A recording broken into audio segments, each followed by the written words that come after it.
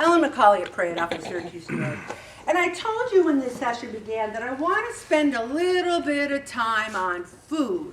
Not so much diets, even though they're called diets, but I want to talk more about a healthy eating plan.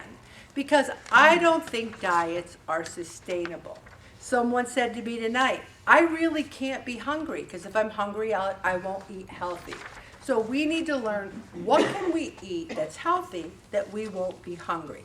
And I want to talk about the health benefits of a low carb, and then it mentions ketogenic diets. I want to say that there's low carb diets, and the keto diet's completely different. The keto diet is where you put your body in a state of ketosis, and you are burning more fat cells because your body is carb deprived. I don't think, with the exception of one person in this group, maybe two, that everyone's been a religious keto dieter. And if you're not religious, you don't go to ketosis. And I was religious. I went on the keto plan and I didn't do one thing wrong. I couldn't lose weight on the keto diet. It did not work for me. The only thing that really works for me is more of a modified keto or a Whole30, where I give up dairy, gluten, and sugar, and I still have potatoes. I still have fruit. And we're going to talk, though, about low carb. If you eat more protein, which I think we all should, it will help us lose weight.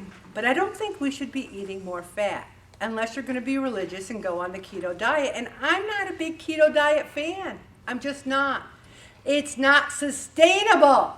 You go on the keto diet for a month, you're going to lose weight, and then you're going to gain it back. I'm not a big fan. I'm a big fan in low carb diets, a huge fan. So the difference is, and I'll tell you, low carb diets get rid of excess water in your body, and that's important.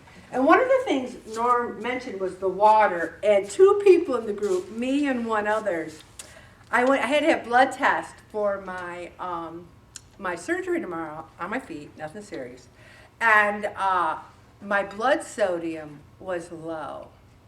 So the doctor said, you're drinking too much water. And I said, oh no, don't you do this to me. I'm supposed to give up everything that tastes good, and now I have to restrict my water. So he goes, just restrict it to 100 liters for a week, and then take another blood test and see how you do. You know what 100 liters is? It's like it's like 36 ounces, which is a cup of coffee and a bottle of water. Like I have that by 4:30 in the morning.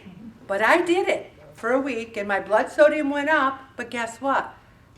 Another test said I was dehydrated. So now I have to get into the Goldilocks. I have to have just the right, not too much, not too little. So it just ticks me off that I can't just drink with wild abandon how much water I want. So be careful about that. And I wasn't crazy. I wasn't drinking liters and liters and liters of water. I was having quite a bit, but not liters. Okay, so be careful about that because you don't want to throw your blood sodium out. Also, a greater portion of fat, and there's people in this group, and I'm not going to point you out, all your weight's here. All your weight's here. You got these skinny little legs, skinny little arms, and you got this. At least I was always fat all over. I don't know if there's a good part about that, but I was. But with the low-carb diet, that's the best way to get rid of this, to get rid of the fat. And that's not bad fat. People think that your gut is bad fat. Bad fat is the fat around your organs, around your heart. Bad fat is when you have so much sugar that you go into adult onset diabetes. So, lower carb helps your fat. Also, your triglycerides drop on a low-carb diet. Your good cholesterol goes up. Your insulin and blood sugar are better maintained. Your blood pressure. And it's really good to prevent diabetes. And also, it can improve if you already have it. It can even help with certain brain disorders. So, if we look at the food pyramid, pyramid, if you're following along in the packet, and you look, you can have meat, you could have leafy green veggies, eggs if you can afford them. And now, as far as dairy and cheese go, you gotta know your body. If you can have a little cheese and be fine, great. It's good for you. It's got calcium. But if it's a trigger, and you say, nom, nom, nom, cheese is a little triggery for me. I start eating cheese, I want more and more and more. And forget cheese and crackers. I mean, you just want more and more. So be careful with that. Maybe have one slice on a burger with no bun. Or maybe have it in a salad. Also, avocados, nuts, seeds, berries, some non-green veggies. I say no coconut, olive, and lard. See, that's when you're getting into that keto. And behind the food log, it has the good oils and the bad oils. We do not need lard in our diet because we have enough of our own lard. Right. Also, it mentions diet soda, which I think is poison. Don't get me started on diet soda.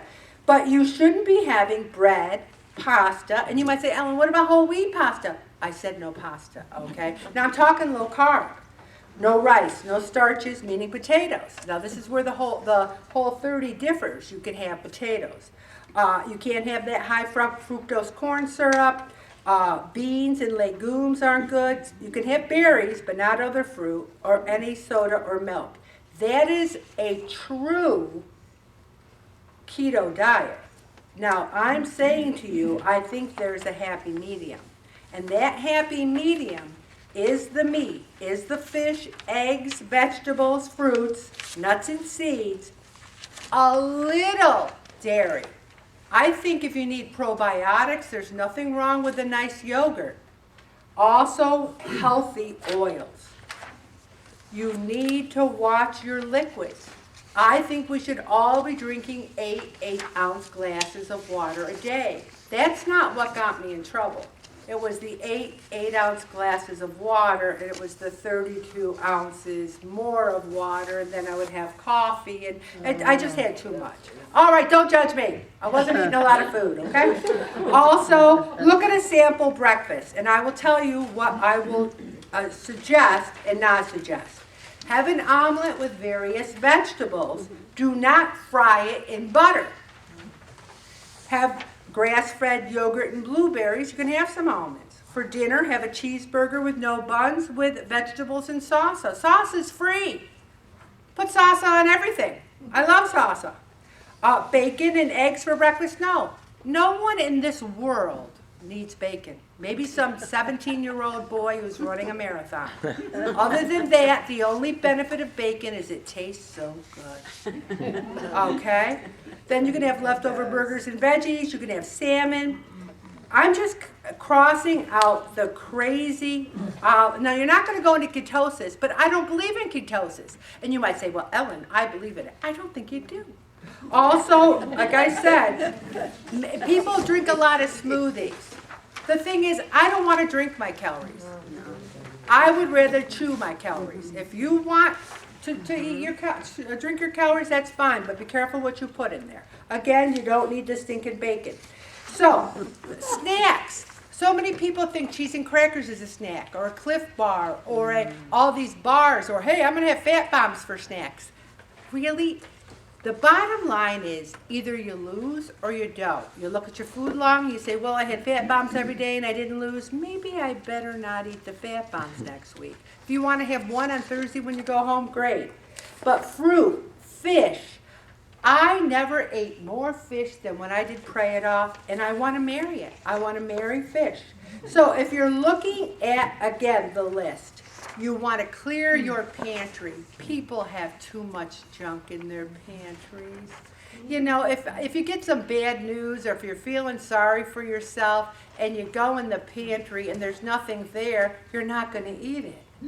But if you go in the pantry and you got cookies and cake and everything else, you're going to eat it. I'm going to stop right there, Bobby.